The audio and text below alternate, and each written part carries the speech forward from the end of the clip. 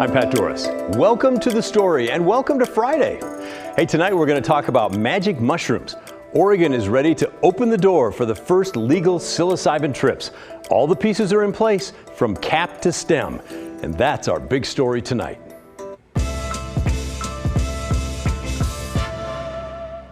The legal psilocybin supply chain is now complete in Oregon. The Oregon Health Authority recently licensed the first lab and service center. So here's how everything's going to work. Licensed manufacturers will grow the mushrooms. Then they'll send samples to a licensed lab to test it to make sure it's the right species. That testing will also show how potent the mushroom is. After getting the data from the lab, the grower can then sell the mushrooms to a licensed service center. That's the name of the place where you're going to eat or ingest the mushrooms. A licensed facilitator there will help guide you through the effects of psilocybin. You do not need a prescription or medical referral to do that, but you do have to be 21 or older. And no, you can't buy the mushrooms and take them home and have them on your pizza. You have to use them right there at the service center. Now, why would you do this? Well, here's some possible benefits. According to the Oregon Health Authority, they say that research suggests the compound may help with depression, anxiety, trauma, and addiction. They go on to say that studies have found that magic mushrooms can also increase spiritual well-being. This is the nation's first legal regulatory framework on psilocybin. It's a process that's been in the work for more than 2 years. It started back in 2020 when Oregon voters passed Measure 109 with 55% of the vote. That allowed the Oregon Health Authority to license and regulate the psilocybin industry. But then, in November of 2022, voters in 25 of Oregon's 36 counties said, no, you're not doing that here. They banned the industry, said, no, you're not welcome. Several cities then followed suit. Here on The Story, we've gone in depth with the first licensed manufacturer and facilitator of the program in Oregon, and we recently got a tour of the first and right now, only licensed lab that tests the mushrooms. Here we go. Rose City Labs is along Johnson Creek Boulevard in southeast Portland. It's not too far from the Clackamas Town Center. They got their start testing cannabis as that legal industry got up and running in Oregon. And now, along with pot, they test for things like asbestos, radon, lead, heavy metals, and as of this spring, psilocybin. The lab is owned by a guy named Daniel Hewson, who describes what he was feeling when he found out his psilocybin license was approved. Oh, it was a sigh of relief because it was a little bit of a bumpy road in the beginning, but it was a sigh of relief. It was nice to understand that a little guy like me can make a difference in the whole world, and I think everybody should believe in themselves and should try, to be better, to help society, help somebody else. But yeah, it was exciting. It was almost like a wave of tears coming over me. It was a happy crying and type thing. It was overwhelming. Yes, Hewson decided to get involved with psilocybin programs based on experiences that he had as a kid and his beliefs in alternative medicine. It started with my grandmother when I was born. She started a cancer aid thrift shop in Grass Valley, California, and I spent a lot of time with people dying of cancer and problems. So I decided later in life, I actually ended up with cancer myself in 2004, and I just started to try alternative medicines, and then I ended up opening the laboratory, trying to do more research. And I prefer not to take some of these medications that are prescribed to you because, yeah, it may fix one thing, but causes 10 other problems with you. So now you have to take another pill, and it fixes one thing, but it causes 10 more. So you got 20 things wrong with you now when you only originally had one. Let's figure out what the problem is, the root cause with your original problem. If you're having heartburn, if you're having pain, or if you're having this, how can we fix that instead of just taking a pill? And when it comes to navigating a brand new system like Oregon's psilocybin program, which has not been set up anywhere else in the country, so kind of a big deal, it's a pretty big leap of faith. You could say that these companies giving birth to the psilocybin industry are flying blind, but for Hewson, that's no problem. My background actually comes from aircraft. I'm a pilot, a mechanic, journeyman aircraft machinist. Spent 23 years at Boeing, so very much understand regulation. I understand rules. I understand where things are going to be headed, and if we want to turn it into a legal industry, what that's going to look like. So let's walk you through the process from the psilocybin coming into Rose City Labs to the results going out. And to help explain, we talked to the lab's senior research and development chemist, Bjorn Frucha. First step is always for our samplers to essentially take a representative sample from the batch. They either go to the facility where the grow is happening, or the grower brings them the entire batch.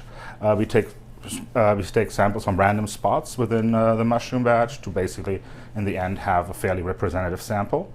But this is what our samplers would put it in. They're mylar bags, they are non-gas permeable, and they're especially light proof, and those are the two things that protects the mushroom and keeps them in the same state as we received them. The first step after that, when it gets to the lab, is that we actually grind the entire sample that the sampler took into a fine powder. When we got to the lab, they did not have any mushrooms containing psilocybin ready for grinding. So what you'll see is white button mushrooms being ground up, which they use as a baseline to ensure their machines are calibrated correctly. We have a homogenized powdered version of essentially of the batch. From there, a DNA extraction is done on the sample, which is then placed inside something called a speciation machine. It has a long fancy name with an acronym of PCR, but let's just leave it at that. That basically tells the team what species the sample comes from.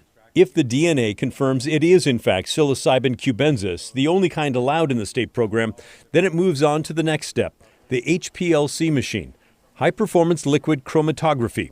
That basically gives the potency of the sample, how much psilocybin it contains. After that data is gathered, it's uploaded into the state system, and the results are emailed to both the manufacturer and the Oregon Health Authority. The lab tells us that if the OHA requests it, they can also test samples for pesticides or anything else that could be in there in order to ensure it is not contaminated. By the way, that grinder that you saw, if you were saying that kind of looks like my coffee grinder at home, yep, I'm told, very similar. Now, that was a very basic walkthrough of how things work there, by the way. You can only imagine all the scientific terms and processes that we left out, but you got it. Those are the basics.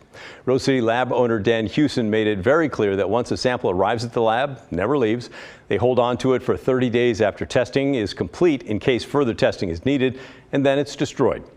Hewson, of course, is a big believer, so we wanted to know what Hewson's message would be to people who want nothing to do with magic mushrooms. Education. Science, that's what I'm about here at this lab.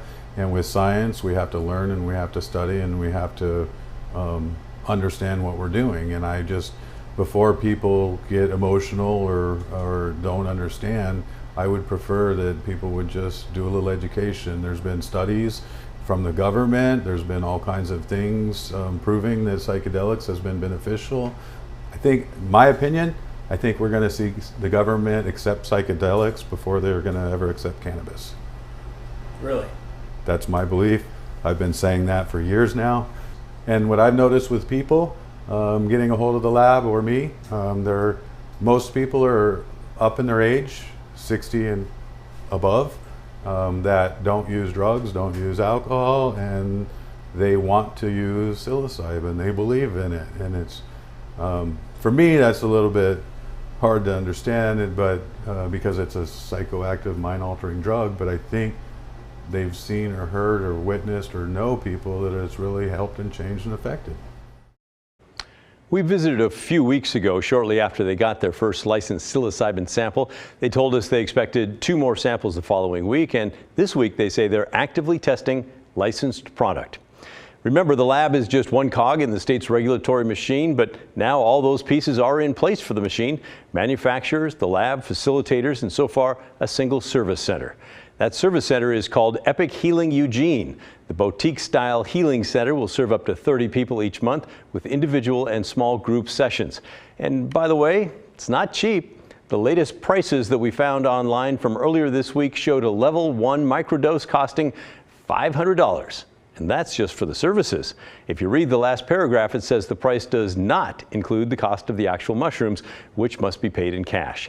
And the cost for the mushrooms themselves is not yet available. So the next question for those of you who are interested might be, okay, when's this all available? Well, Epic Healing has a wait list you can sign up for right now. Sam Chapman, the executive director of the group called Healing Advocacy Fund, told us that he expects them to begin seeing clients in just a few weeks.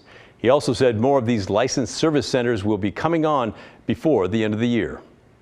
By the end of this year, we expect to see as many as a dozen service centers licensed and serving clients, providing a new path for so many to address their depression, anxiety, and addiction, all mental health problems that are unfortunately far too prevalent here in Oregon.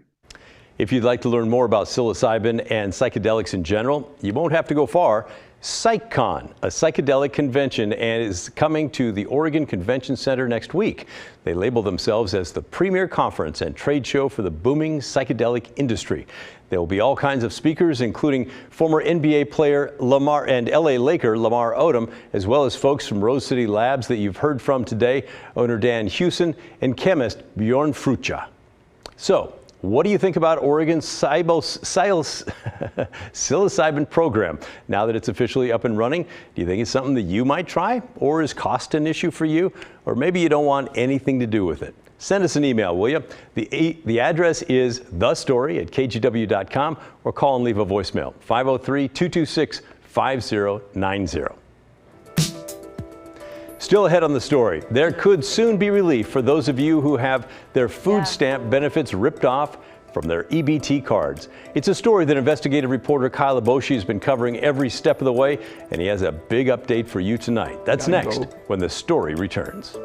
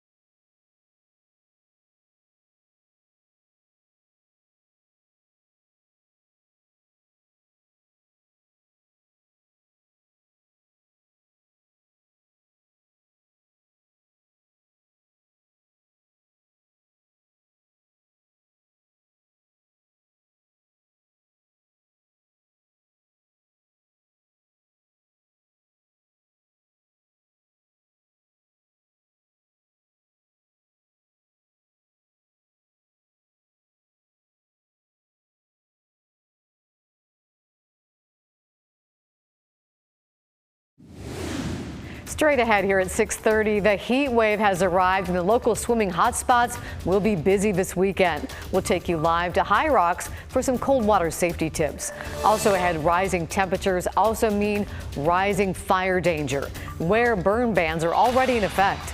Plus, a history-making draft pick for the Portland Winterhawks. Orlando introduces us to the WHL's first female goaltender. That's next at 6:30. We sure hope to see you then. That sounds like a great story. Welcome back. Hey, we've told you about low-income families getting ripped off by fraudsters who steal money off their food stamp debit card. Well, until now, the government's refused to put the money back on the card. But that's going to change soon. Starting later this month, Oregon will begin replacing stolen SNAP or food stamp benefits. But critics argue that doesn't go far enough.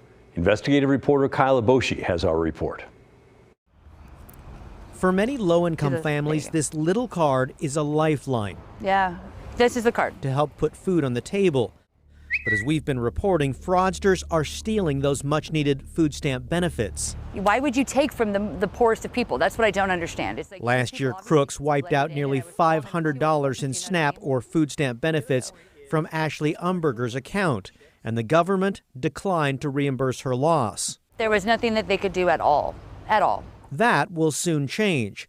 Starting later this month, Oregon will begin replacing stolen SNAP benefits. My money was gone, and I didn't understand what was going on. In a series of investigative reports, KGW showed how low-income families are getting ripped off.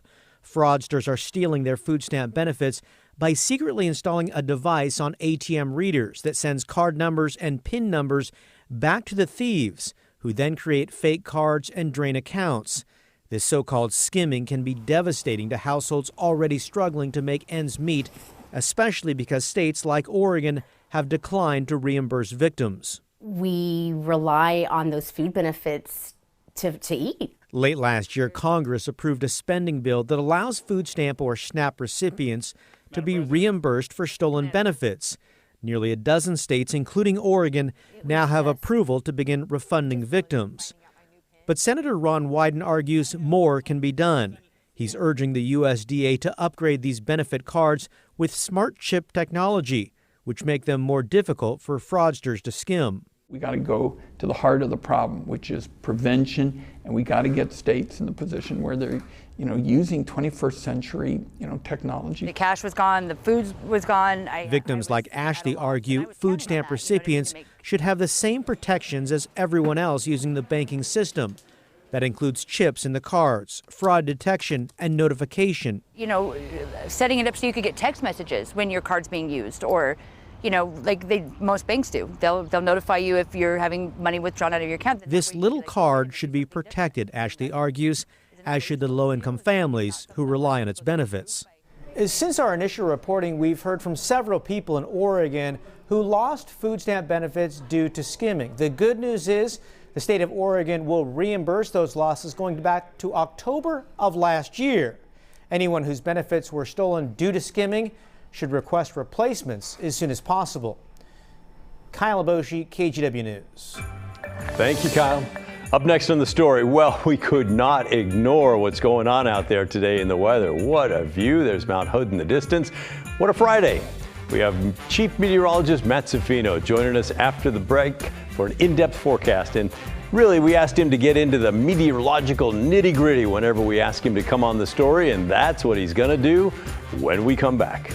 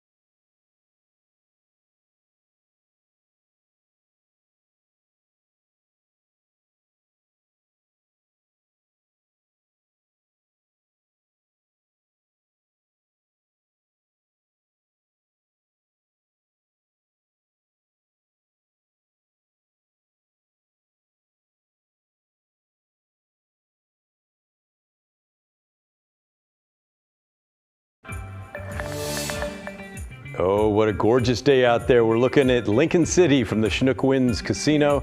Looks like it's going to be a gorgeous sunset. I'm sure people all along the coast getting out their conch shells, getting ready for later tonight. But in the meantime, we have an exciting announcement. Matt Zafino's here, and he's going to talk to us in high-level detail about this weather. Matt, what's going on? Why is it so hot so early? Yeah, well, there's a couple of reasons for that. We're going to get into one of them in detail. And you know, you guys said get nerdy, so I'm gonna go deep into the science of it. But to answer the big picture question you said, part of it, Pat, is simply the weather pattern that's developing. Big area of clear, obviously, and very warm air building over the northwest. But the other thing that happens is right down at the surface level, not up high in the atmosphere, right down at ground level. And we actually look to the east for one of the reasons why it's going to get so warm. Notice the Cascades. There's Mount Hood, of course, there. It's a very warm 89 degrees right now. The winds are light, but east winds are beginning to develop, and that's one of the reasons why there's the east wind at Troutdale and at Hillsborough, an east wind just beginning to develop. But that east wind this time of the year is key to us getting really, really warm. Here's what happens. We get downsloping winds. We have mountains to our east, of course, and you have probably heard somewhere along the line that air, as it rises and ascends a mountain, it cools. That's why it's always cooler at higher elevations. But the opposite happens when air descends a mountain. It actually warms and dries. Now, all things being equal, if the humidity was the same here and the elevation was the same on both sides of your mountain, then the air would end up at pretty much the same temperature that it started at over here. But that's not the case here in Oregon because for a couple of reasons. Number one, the elevation here is higher. So it's starting at a higher point. It's not going to cool as much as it will warm as it descends because it descends to a lower point. So it has that much more elevation to warm. That's part of it. The other thing that can happen, and it's not the case this weekend because the air is so very dry, but if there is moisture here, then as the air ascends and cools, that moisture condenses into cloud. And so the rate at which the air cools is less than the rate at which the air warms on the other side. Here's the reason for that. Something called the latent heat of condensation. So when you have clouds that are condensing out of the air, and they do that, you're going from a higher energy state where the water is a vapor. So those molecules are pinging around really rapidly. Then it condenses into a liquid. They're not pinging around quite as rapidly. So you're going from a higher state, the vapor, higher energy state, the vapor, to a lower energy state, the liquid. Well, energy is conserved. We don't create it, we don't destroy it. So in that conservation of energy, it's released. And that is actual heat. It's called latent heat. So it lowers the rate of cooling when that happens. And then on the other side, that doesn't happen. That's because the air is drying, so there's no latent heat being released into the atmosphere. If you live in a place like Denver or Helena, Montana, or Calgary, Alberta, Canada, you're used to this process. It's called the Chinook, and you get some incredible warming on the downslope side of the mountain. It's just that for us, we're on the downslope with an east wind. These are, by the way, Pat, called adiabatic lapse rates, the cooling on the windward side and then the adiabatic warming on the downwind side. So that's one of the big reasons why we're going to be warming up this weekend. Fascinating, Matt, and I felt like I was just in a high-level science class there. The one thing that lost me was the clouds and things moving around and then things not moving around and what impact that has. Okay, so that goes to why when you get condensation on the windward side of the mountain, you're taking water vapor out of the air. It's invisible, which is a high energy state. Any vapor is in a higher energy state than it is as a liquid, and a liquid is a higher energy state than a solid. So just think about water. If you have water vapor, it's got to be warm, so the molecules are moving around a lot more quickly. Then, for whatever reason, it cools and it condenses into a different state. We call that a phase change from a vapor to a liquid. Well, during that phase change, heat is released, and that's why the rate of cooling is lower than the rate of warming on the other side of the mountain. Okay, now I got it. Thank you, Professor Zafino. You bet. That's awesome. Good stuff. Hey, with the scorching heat this weekend, we will all be drinking water more often, at least we should be. It just so happens that this week is National Drinking Water Week, which gives us a chance to learn more about the H2O that we all take for granted, and that includes where it comes from. Environmental reporter Cale Williams dove into everything that happens between the reservoirs and your tap. It's a privilege many of us take for granted. You turn on the tap, out comes cool, clear, clean water. But there's a lot that goes on between when it rains in the mountains and when you pour yourself a glass. Sarah Murphy-Santner with the Portland Water Bureau explains. When a raindrop falls in the forest of the Bull Run watershed, it flows into reservoirs behind 2 dams that we have up in the watershed, and then eventually into pipes through our treatment facilities and into longer pipes into town. Most of Portland's drinking water comes from the Bull Run watershed, 102 square miles of temperate rainforest on the flanks of Mount Hood, where it rains up to 130 inches a year. Once it gets to Portland, it's stored in smaller reservoirs, like the ones on Mount Tabor, Powell Butte, and in Washington Park, before it's piped into neighborhoods, past the water meter, and through the tap. Water is really the backbone of a healthy community. It's the backbone of a healthy economy. And if the Bull Run system were ever to go out of commission, the Bureau has a backup in the Columbia South Shore well field, capable of pushing up to 80 million gallons of clean water through the pipes every day. Portlanders are lucky. Other places, even within Oregon, struggle with contaminated groundwater and water shortages caused by drought. But that doesn't mean there aren't things that keep Santner up at night. I think the most important thing for Portlanders to understand about the water system is that it's old. We've had a system in place for many, many years, and that system needs ongoing maintenance. And that maintenance, unfortunately, costs money. Beyond the age of the system, Santner thinks about what will happen when the inevitable, an earthquake or a wildfire or some other catastrophe, knocks out service. And so the thing I worry the most about is how our community is prepared to manage for a few days or a few weeks without water. And if you were wondering, experts recommend storing enough water for 10 days, with a gallon per person per day. But for the most part, Santner said Portland's tap water should be a source of pride. It's fantastic quality, and when you travel from afar and you come here, we often get comments from folks out in the world who are saying, wow, this water tastes really good. Cale Williams, KGW News. It does taste good. Hey, that's the end of our show. Thanks so much for watching. And remember, the story, our collective story, that never ends. And before we go tonight, we wanted to show you an email we got in this afternoon. Monty tells us he's a longtime viewer of local TV shows. He says your show, The Story, is the very best to come along in many years. I hope your show is receiving good ratings. All I can tell you is a lot of my friends in our circle are also avid watchers of The Story. Keep them coming. Hey, thanks, Monty. We appreciate it. You made my day. And don't worry, we'll keep them coming. And we hope you and your friends keep watching and enjoying. And now, stick around for the news at 6:30 and enjoy your weekend. I'll see you right back here on Monday.